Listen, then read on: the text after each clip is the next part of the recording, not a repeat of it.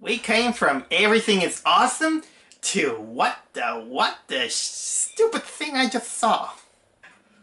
Yep, after the Lego movie, there was another movie that I was so curious to watch, and that is the latest horror movie called The Prodigy.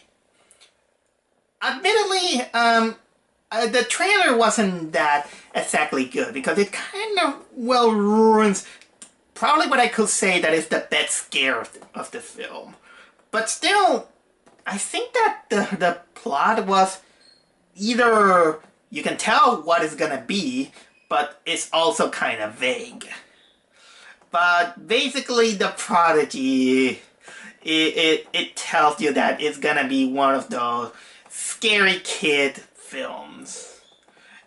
As you can, you might be wondering why I have this half makeup there, half that makeup. First of all, again, I don't know how to make good face makeup myself, and also the movie has the kid wearing this full mask, and I just imitating the poster. Okay, whatever. I think it is time for me to say that of all the subgenres of horror movies that there is, my least favorite of them all is the scary kid. Because the scary children trope, they always wanted to try to keep it safe, and kind of proves that love to children is they say that it's a wonderful thing, but these kind of movies kind of prove me wrong. They kind of prove that they are not. That is not. The love to a child can be either a wonderful thing, but it's also a very deadly thing. Because adults usually they always fall in saying that, but yeah, I must love him. Love conquers everything. I'm gonna protect this child, even if the child is doing murderous things. It's gonna because they don't know what they're doing. I always talk with my aunt things like that. I sometimes even try to kind of convince her, to tell them that children can be as evil and they can be as aware of what they're doing. But everybody in the society and everyone in the world, they always go saying that about the innocence of children because they're ignorant. They're ignorant. They don't know a lot. They don't have experience about the world. While in technicality it is true, but that's technically just underestimating them, because we can have children that can be most aware of the things about the world, and considering that adults also are as unaware as children in certain terms, let's just say that there's no difference. But this is a kind of like a big can of worms to open. I'm just gonna talk about the Prodigy, which, man, that it was at the get-go. That was really, really stupid. Because, let me tell you the plot before I start out. The plot, it starts off, I don't know how it starts, how, it kind of amused me how it starts off, because it starts off with a shed, kind of like a wooden shed, and then a woman somehow punches into the shed to open the door. But basically, she is a victim of some crazy guy. She escapes and she's founded by another woman, and you see her that he got my arm, save me. Okay, but the story shows that while this is happening, the SWAT team then comes to arrest this guy, who obviously shows that he's a crazy serial killer, and they kill him off. But at the same time, when he was killed off, we see a couple. The woman is pregnant. The woman is played by Taylor Swift. Taylor Schilling, and she gets a baby. She gets a baby, her first baby. And, well, basically the plot, of course, is that she gets the baby, and apparently the kid begins to act erratic. And because he's showing that he's very smart, he's technically a genius, a prodigy, like the movie says. But this prodigy behavior then kind of turns a little bit too violent. When the kid turns 8, he begins to show a lot of aggressive behavior, and this aggressive behavior, then it turns out that is not exactly autism or schizophrenia or something like that. It's something more. And I'll get to that just in case. I'll get to that right now. Before I start out, let's play a game. Let's play a game. Because when I finished, when the movie was over, and I was walking home, I was beginning to think that this game is perfect for a bingo game. And here's the game. Before you go watch this movie, if you feel like you have to watch this movie, but I'm just saying if, because I still don't recommend it. But the only way I can recommend to watch this movie, even for curiosity, is to make yourself a bingo book of a lot of horror movie tropes that you're gonna find on these kind of films, especially when you are in a film about a demonic child, let's say. Yeah, put it there and see if you can fill it up. Look, I will. I'll put it there. There it is. This is my own bingo. This is my own bingo book.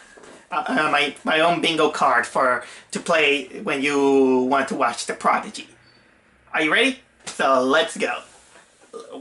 For example, one of the biggest tropes that every single horror movie has, and apparently is a requirement, is that once you see a dog or a cat or whatever pet you're gonna see, that pet is gonna die. And it happens. I know I'm spoiling it, but I don't care. I don't care. The pet is gonna die. Funny enough, because before the kid was born, they talked to the dog saying, "You're gonna have a little brother," and in my mind it's like, "Oh yeah, you're gonna get killed, dog. So just you wait. Just you wait." Oh dear. Why is always the pet the most the one who always has the chopping block? Remember I'm gonna sound a little bit racist, but remember that in the early years, and kind of like in horror movies, they even kind of make fun saying that always the black people are the first ones who's gonna die or something like that. It was kind of like a dumb trope that they even make fun on Scary Movie 2 or something like that. Well, apparently the pets are now in that chopping block in kind of like 80% of these kind of movies. And well, let's continue on with The Prodigy. So you might be thinking, okay, how erratic this kid's behavior is. Just because, well, he's just a genius. The kid kind of begins to speak words at a very early age. They send him to not just public school, but kind of like a special school.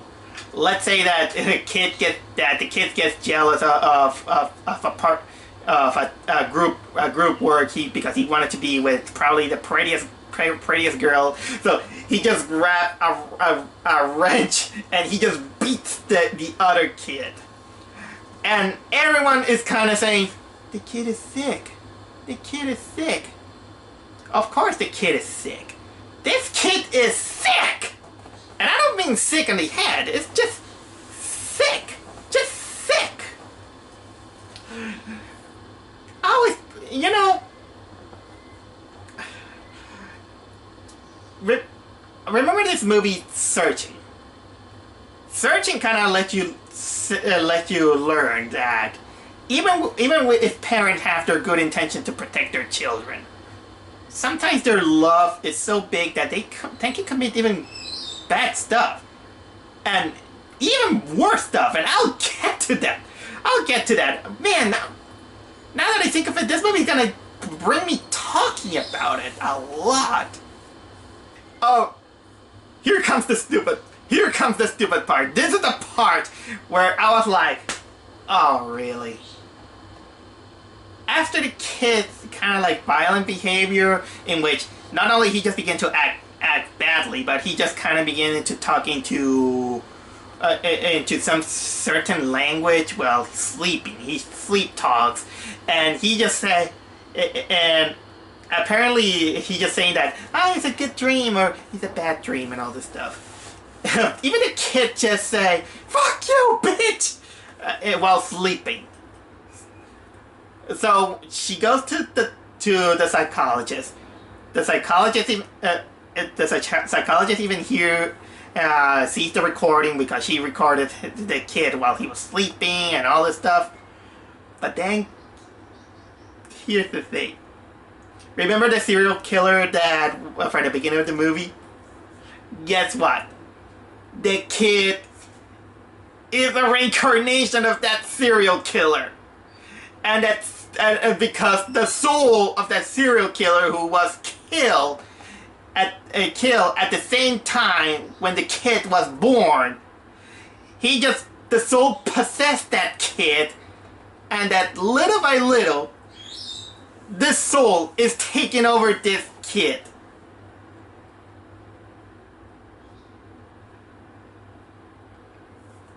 I don't know if these are the rules of reincarnation accurate.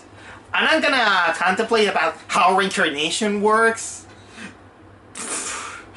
But, man, that kind of brings out a lot of questions. One of the biggest questions that I have is that if the guy was killed and need a soul and he just reincarnated. First of all, how did that soul get into another body? In mere seconds, like that. Even if they are in another part of the world, let's say, they're in different states. How does this work? Technically, if this guy dies and reincarnation should come to a process, let's say, for the sake of trying to understand the basis of reincarnation. Doesn't that mean that the soul should start off as a fetus? Because for the sake of argument, the fetus could be considered that it's still alive. It's still kind of like an organism that is developed and grows into the embryo, then the fetus, then to a full-grown human being. So, you know what? I'm still trying to overthink this whole excuse that this movie has. And technically, the whole movie is just Taylor Schilling just trying to put the pieces together about what is happening to her son. She finds out that the kid is precocious. The kid even kind of construct some genius artifacts, some things that are on his room. He somehow even construct a spying device, a camera with microphone in order to spy on the parents. This is all because there is a little bit the plot point in which the father, who what was it? He's played by what was the name of the guy? Sorry about that. IMDb. Peter Mooney, I think he was the father, because it kind of says that he came from an abusive father, an alcoholic father, and that he tries to not make the same mistakes, even though the kid again begins to act creepy, like the guy is possessing the kid. Oh yeah, and they did mention that this is not a possession, because possession is kind of like more demonic or something like that. This is more reincarnation, so it can't be expelled like with exorcism or something like that. But you know what? At this point, I'd rather have an exorcist film instead of a creepy child thing.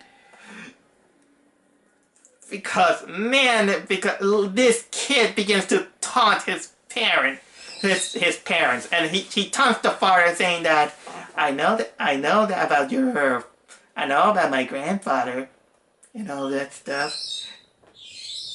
And you know what? Here are the other things. Sorry, I just have to put my thoughts on this movie.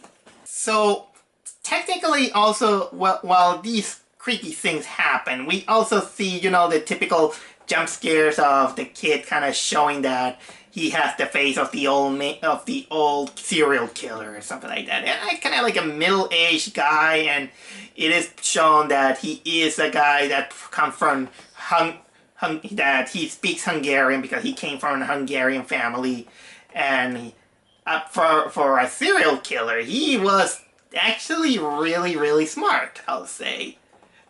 Because apparently they say that because he remembers his past life and all this stuff.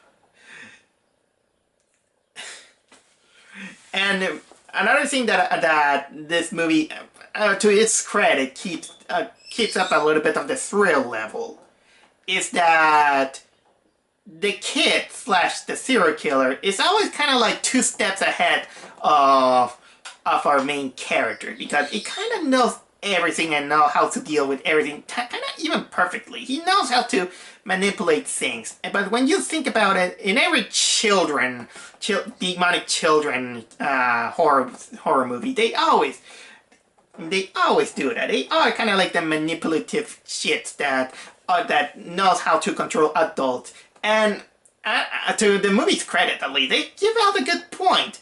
They always say it comes to a point where they're having this hypnotist session with the doctor, and the kid kind of threatened him, and he's just like, and who they're gonna believe, an old crummy old man or an innocent little boy? That's a good point. That's a good point. That's what in every of those kind of movies always falter. They always feel like they have to believe in children. And funny enough, this is kind of like a contrast to the Lego movie that I just saw. The Lego movie kind of says that that we have to chill out on being grown up. We don't have to grow up too fast. But in this one, they kind of tell us that we have to be careful of children and all this stuff. Especially if probably children is a reincarnation of it's a reincarnation of a deranged serial killer who he specialized on killing women, and he has this modus operandi in which he likes to cut off their right hand and then kill them. The more I think about it, this movie kind of feels like it wants to be the Omen, but it does feel like a paper-thin Omen and all this stuff. Especially when it comes to the ending. And you know what? I don't care. I'll spoil it right away because, man, that this movie went from stupid to stupider.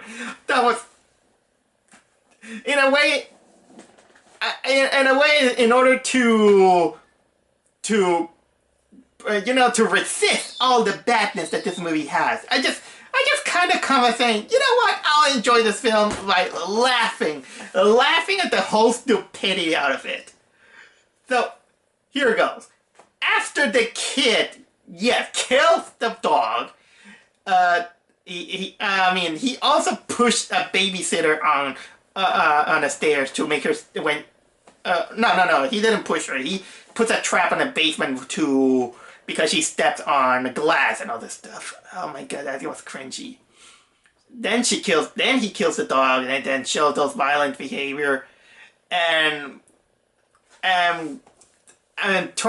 he managed to avoid all these things by being sent by the doctor, buying that gullible mother her trust, because the kid, when he's not acting creepy, he's like that, Mommy, I'm afraid.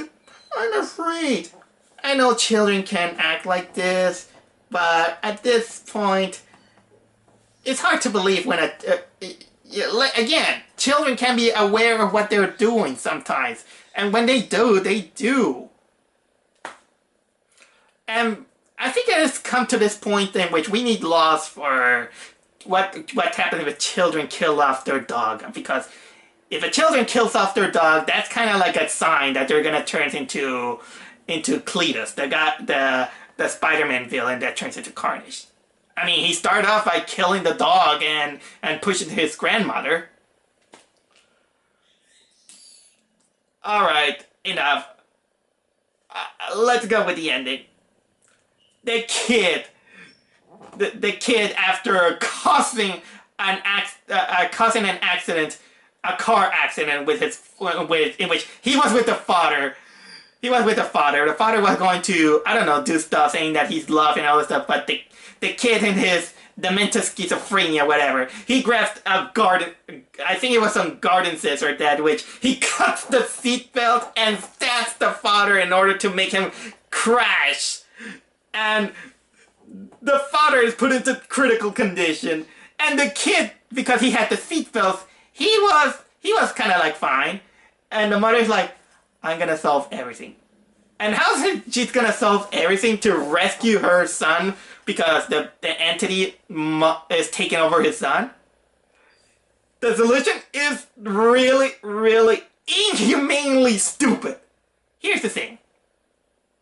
You know that there is a theory on reincarnation saying that some spirits, when they reincarnate into other people, they kind of put the pieces together and trying to fulfill something that they haven't done in their other life. What is this guy's unfulfilled thing that he didn't do in his other life? Kill off the remaining victim! Kill off the remaining victim! So, Taylor Schilling, because she wants to save her son, what is her solution? When she finds out that the kid has been grabbing a lot of information to find the whereabouts of this woman, then she just said, you know what? In order to save my kid, I'm gonna put him to sleep with sleeping pills, so we can go to Ohio where she is. So I'm gonna grab a gun and kill her myself. Stupid. Let's go over with that. First of all, isn't humanly stupid, because, man, this woman, you're still, can't you kill off the kid? No, of course not. He's my son. I'd rather have my son. I'd rather save my son than save another human being who was a victim of a serial killer's modus operandi.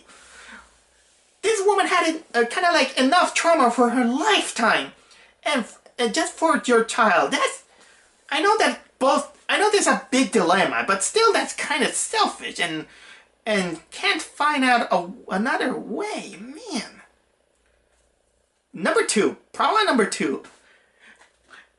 Why you're gonna kill off the woman herself? Let's put it for the sake that that's the only solution, let's say.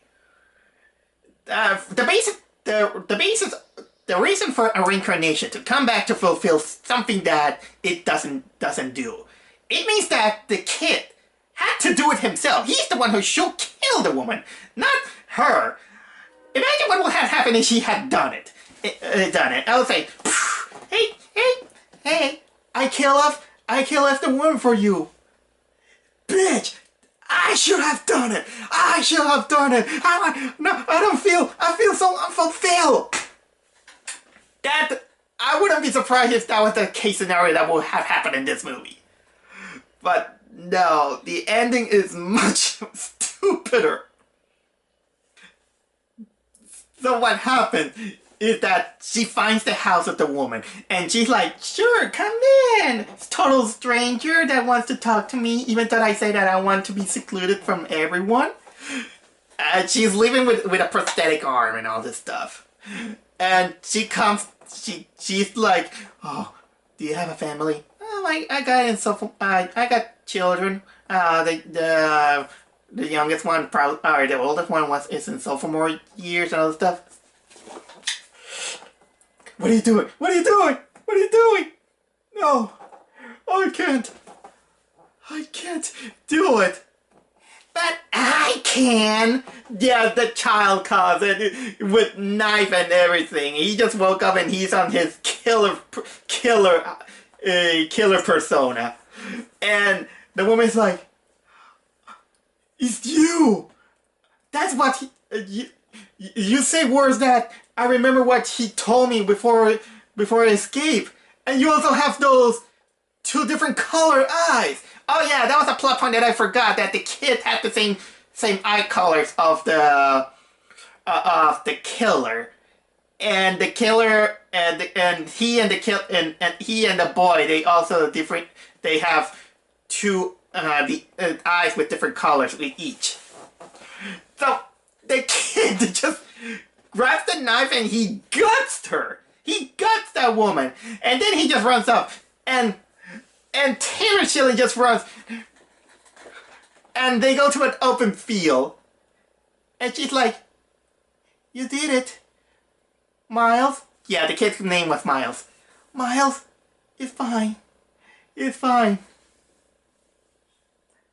Miles is already gone. I took him over a long time ago. He's dead.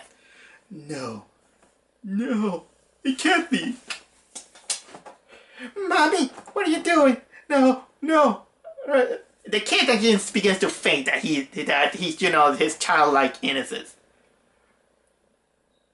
And then the movie pulls out an omen. Why? Because we hear the gunshot, but it's not the gunshot from finally Taylor Schilling finally admitting that she has to shoot the child. No. A hunter comes by and he shoots Taylor Schilling. He shoots her because he was trying to save the kid. And the kid's like, she was about to kill me. She was there. I'm sorry. She was about to kill me. Don't worry. You're safe now. No. No. No.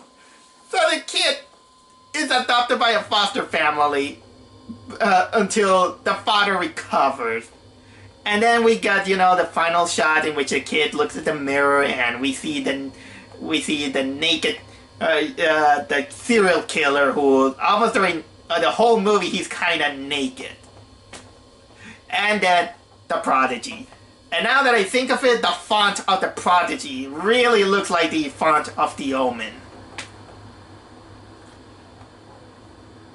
How did it went to this, people? How did it went to this? I haven't even talked to you about how lame the scares are, because the scares are mostly relying on jump scares. And again, probably the best and probably the most acceptable jump scare that you're gonna get on this movie is already shown on the trailer. So, do I recommend The Prodigy? It's absolutely not. This movie kind of honestly proved why I don't like the creepy kid genre, because it's always siding with the creepy kid.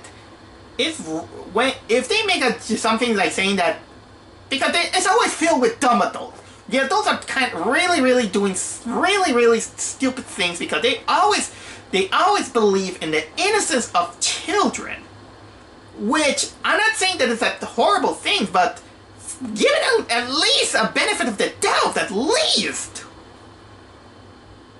But again, you're gonna fill out a whole bingo card with this if you know all the tropes of movies, and especially in these kind of movies. Man, that The Prodigy it's not fun stupid like what was it, Serenity. It can be maddening stupid. it's not. Basically, I'm not gonna say that it's the worst movie of the year, but this is actually my personal stupidest of the year.